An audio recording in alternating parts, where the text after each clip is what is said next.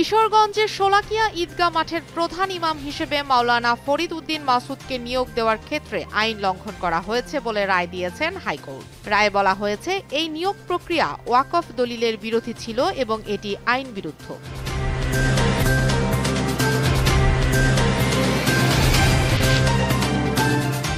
জুলাই আগস্টের গণহত্যার মামলায় ঢাকার ওয়ারী জোনের সাবেক এসি তানজিল আহমেদ ও যাত্রাবাড়ী থানার সাবেক ওসি আবুল হাসানকে আন্তর্জাতিক অপরাধ ট্রাইব্যুনালে হাজির করা হয়েছে। সকালে তাদের ট্রাইব্যুনালে হাজির করে পুলিশ।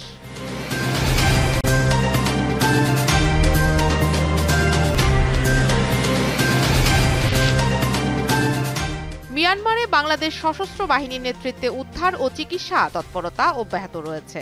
মিয়ানমারে পররাষ্ট্র মন্ত্রণালয়ের ধসে পড়া ভবনে বাংলাদেশ উদ্ধারকারী দল উদ্ধার কার্যক্রম পরিচালনা করে। এক সংবাদ বিজ্ঞপ্তিতে এ তথ্য জানিয়েছে আইএসপিআর।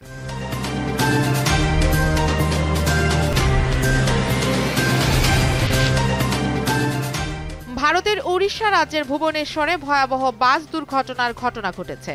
ওই বাসে বাংলাদেশের ৭০ জনের বেশি পর্যটক ছিলেন। দুর্ঘটনায় একজন নিহত এবং ১৫ জন গুরুতর আহত হয়েছেন।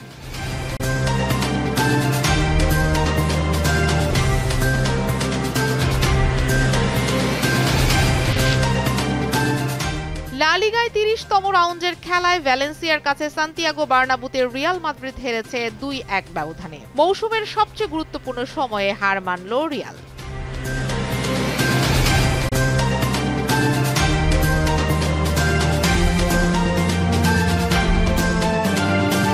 পরিমাণের সঠিক খাবার পেতে তাই আজই অর্ডার করুন ফুডি অ্যাপে। ফুডি।